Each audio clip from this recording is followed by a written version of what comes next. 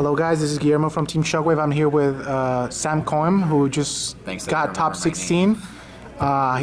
You got 14th, right? Yeah. What were you playing today? I was playing Pure Burning Abyss. Pure Burning Abyss. Do you remember your matchups?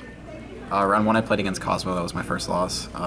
Then I played against, I think I played 3 Mirrors, 1 Phantom Knight, like 2 Pepe, I think that's it. What was your record? 5-2. Okay. Do you mind if we start with your deck profile? Yeah. Let's get started. Alright, so for the non-Burning Abyss monsters, Yeah. I decided to play, you want to hear? Oh, here, okay. I decided to play Tour Guide, because, you know, Tour Guide's broken. Yes. Three of this, like, Rhino card. He's pretty good. He's like a Foolish Burial for all the Burning Abyss monsters. Yeah, it's, like, broken. And then I played these, like, Speedroid guys. How was the Spirit Engine? Basically, if you open this in any Burning Abyss monster, you have Beatrice, and turn 1 Beatrice against most decks is pretty good. Okay. Especially when it's backed up by traps. That's how I won a lot of my matches. Anytime I would summon, like, the Dante off of the Beatrice, like the fusion guy, I won. Like, that card's absolutely insane, and Beatrice is absolutely insane with being able to, like, Farfa, Calcab, do all that, and Alich, like, during your opponent's turn. Great. It's pretty good. Alright. 3 Skarn. Standard. Of course. Main engine. Yeah. 2 Kagna. Kagna's pretty good. Like, dumping, like, sometimes I even dump, like, the Traveler that I play, but obviously the Ritual spell's, like, insane. It opens up a bunch of plays, so it's pretty good. Farfa. So, basically just assign with Beatrice, then it's Farfa, like, it's standard.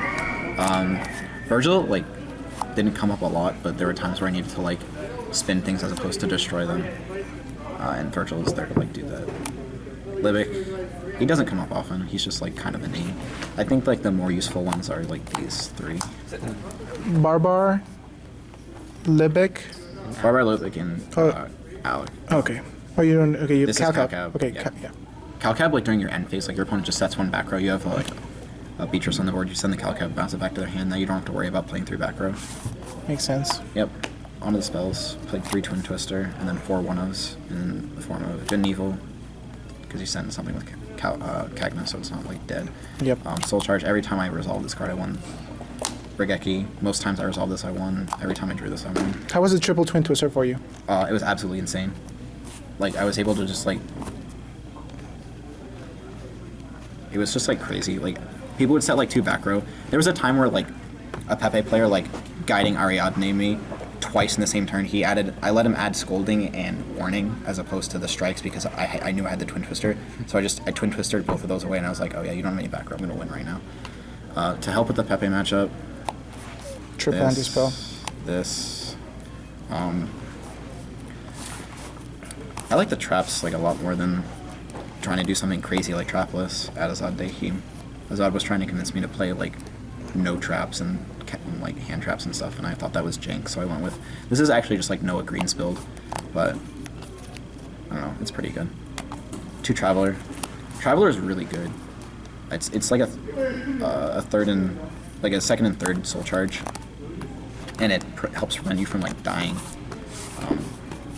You can use it during your turn to, like, extend your plays and then, like, kill your opponent, like, because it doesn't negate their effects or prevent them from activating or anything. It's just, like, insane.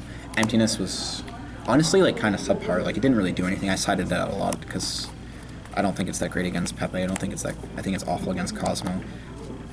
The time that I activated it, I guess I won, but, like, it's just kind of a sacky one-off. I might, like, replace it with something. It's Warning. Yeah. It's just standard. What would you change of your main deck, like, as it is right now?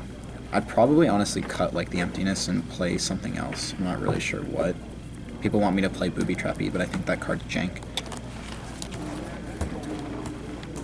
I probably wouldn't change anything about the monster lineup. It ran really well. Maybe a 3rd Farfa. But, yeah. Extra deck, 3 Dante. Need to play 3 Dante. Shout out to Lewis, whatever his last name is. Altus, I guess is his last name. He lent me a bunch of cards, and, you know, Tucker Lau also lent me a bunch of cards. Jason Chin lent me some cards. Charlie Kipp lent me some cards. Who else? David Wu, and I think that's it. It was a collective effort. It was a collective effort. So, yeah. 2 Beatrice. I didn't play 3 because I almost, like, never made 3. I almost never made 2, actually. even know if the second is. It's probably necessary, but the third definitely just wasn't. I never missed the not playing the third. What's different from Noah's build? Noah was playing like 2 of these. I like summon this guy like once. He's really good though, because you can just like loop your Dante back and keep destroying your Dante, add back Seer, then summon the Seer, get the back the Dante, and just keep like popping stuff for free. I played Virgil, and obviously this guy's insane. When the Beatrice dies, you summon. When the Beatrice dies, you summon this guy, and he can't be targeted by card effects. Once per turn, during either player's turn, you can discard a Burning Abyss card or monster. I think it's monster, and then draw 1 card. So he lets you act during your opponent's turn. He's like big. He's like everything you want in a card, but the normal way of summoning him is just awful. It's just like horrendous. It's like unplayable. Noah wasn't playing this. I made this so many times. Like in the mirror match, I would side in Econs, take their Dante, and then like put a downward over it. And it was like there was actually a point where I had 3 Dantes with materials under them, and then a downward with my opponent's Dante, and my opponent had no board, which was crazy. I played this. I never made the second in the match that I tried to.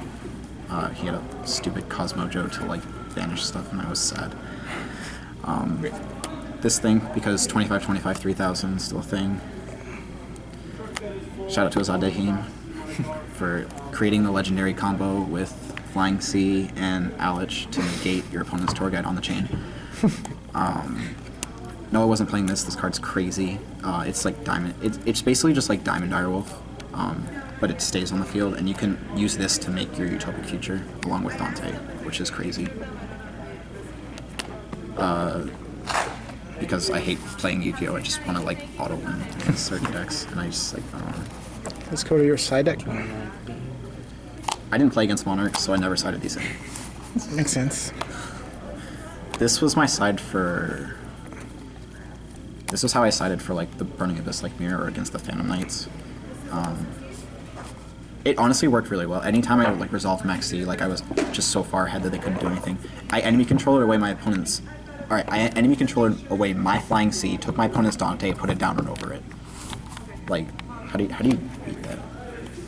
Dark Hole's system downs.